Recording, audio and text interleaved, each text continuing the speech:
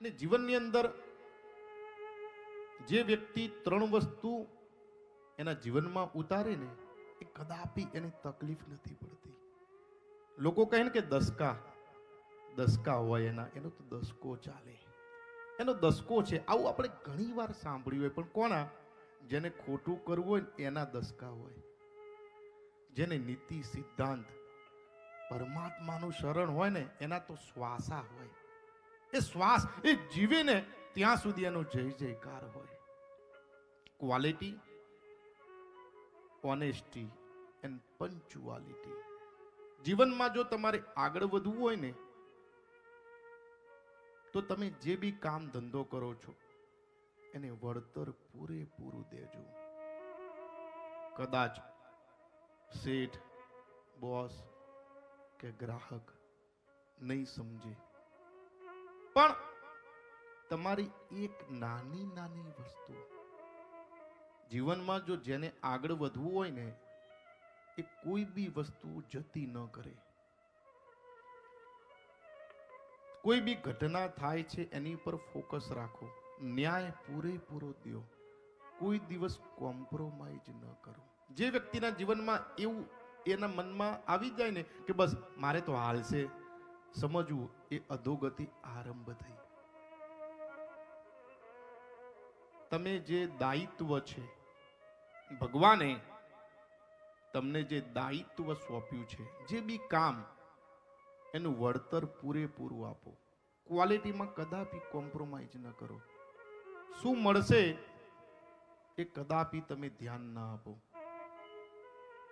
Rational thinker, wise main કોને કહેવાય?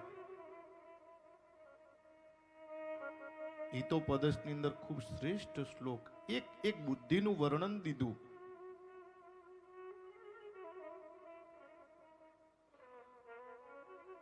જીવનમાં આગળ આવવું હોય ને તો તમે જેને બી સાથે વાતચીત કરો છો તો સામેવાળો શું બોલે છે એને પહેલા 100% સાંભળી લ્યો. ઉતાવળિયા ન થાવ, સામેનાને સાંભળો. એ શું કહેવા માંગે છે, એની પ્રપોઝલ શું છે, પ્રસ્તાવના શું છે, એ પહેલા સાંભળો. તમને કોઈ પ્રસ્તાવના મૂકે, તમને યોગ્ય લાગે કે મારે કરવું છે તો બરાબર, નહીં તો ના પાડી દો. એક ના 100 દુઃખ હણે. જીવનમાં એવું ના સમજવું કે આપણે ના પાડીએ તો સામેના વ્યક્તિને ખોટું લાગશે. આ આપણી એક માનસિકતા છે. જીવનમાં આગળ આવવું હોય ને તો ના પાડતા શીખો. જે તમે કરવાના છો એની હા પાડો, પણ જે પોસિબલ જ નથી, અસ્તિત્વના દોષી ન બનો. શબ્દ બ્રહ્મ છે, શબ્દ બ્રહ્મ છે. તમે જે બોલો છે ને એ વાયા આ જન્મ અથવા નેક્સ્ટ જન્મમાં મળશે જ. બોલવા ઉપર ધ્યાન રાખો, ફોકસ કરો. તમે શું બોલો છો? Think before you speak. બોલતા પહેલા વિચારો. તમે જે બોલો છો કરશો તો હા પાડો અને પછી કરજો. બાય હુક ઓર બાય ક્રુક કોઈ પણ ભોગે, પણ જે પોસિબલ નથી, ખોટી હાય આ ના કરશો, તમારા આત્મા એટલો પાછો જાય છે. કદાપી સફળતા નહીં મળે, ભક્તિ તમને કદાપી નહીં ફળે.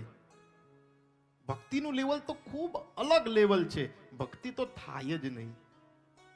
પહેલા તો માણસ, ભગવાને આપણને જે માણસ બનાવ્યા, પશુ અને માણસમાં શું ડિફરન્ટ?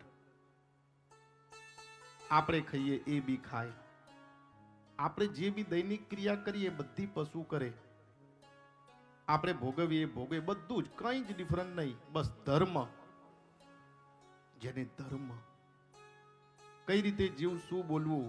ભગવાને તમને વિચાર આપો કે 2 કાન આપ્યા. કેમ? એક વાર ખબર ન પડે તો બીજી વાર પૂછી લો, ભાઈ શું બોલ્યા તમે? મને ખબર નથી પડી, ફેરથી મને સમજાવો. એટલે 2 વાર સાંભળી લેવું કમ્પ્લીટ. અમુક લોકો તો સીધું દે ગીપ સાંભળે ને હા થઈ જશે. હા સાંભળ તો કરો ભાઈ, સાંભળો, પરફેક્ટ સાંભળો. એક શબ્દ બી સામેવાળાનો જતો ન કરો. જો જીવનમાં કંઈ પ્રાપ્ત કરવું હોય તો, અને શાંતિથી આવી રીતે વ્યવસ્થિત મરવું હોય તો કોઈ જ જરૂર નથી.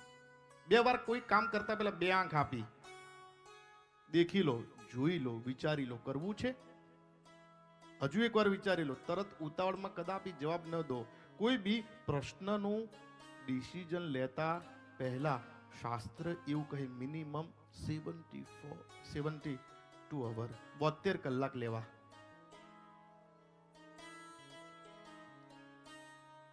બે વાર વિચારી લો. કરવું છે, કોઈ તમને પ્રપોઝલ મૂકે તો વિચારો કરવું છે કે નતું કરવું. કરવું છે તો બરાબર, નથી કરવું તો ના પાડી દો. સ્પષ્ટ વક્તા સુખી ભવિત. અસ્તિત્વના દોષી ન બનો. સામેવાળાને જે લાગવું હોય લાગે.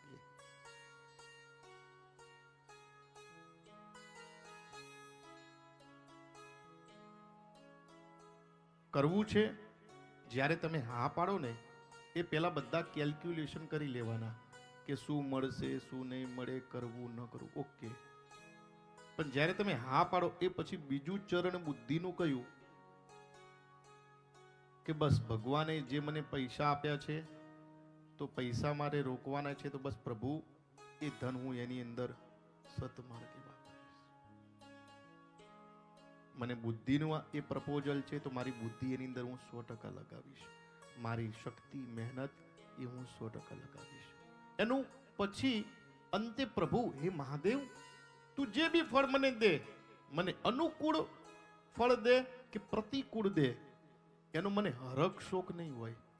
અને તમે એટલું યાદ રાખજો કે તમે ખૂબ મહેનત કરો ને છતાં કોઈ ફળની પ્રાપ્તિ ન થાય, કદાચ તમારા ઓપોઝમાં વિરુદ્ધમાં કોઈ ફળ મળે ને તો પ્રભુનો આભાર વ્યક્ત કરજો.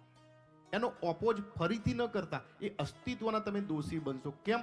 તમે તમારી નીતિ નિષ્ઠાથી કાર્યક્રમ કર્યો પણ પ્રભુએ તમારી માટે કંઈ વિશેષ વિચાર્યું હશે. એની સાથે અસ્તિત્વ સાથેનું જોડાણ એક આવી રીતે થઈ શકે, અને એ એક જ રીતે થઈ શકે. Past is the history, future is mystery, and this moment is our gift. Why should we live it? પ્રેઝન્સમાં જીવો, વર્તમાનમાં. ગતે શોકોન કર્તવ્યમ ભવિષ્યમ નવ ચિંતિત વર્તમાન સુકારેષુ વર્તેત વિચક્ષણા.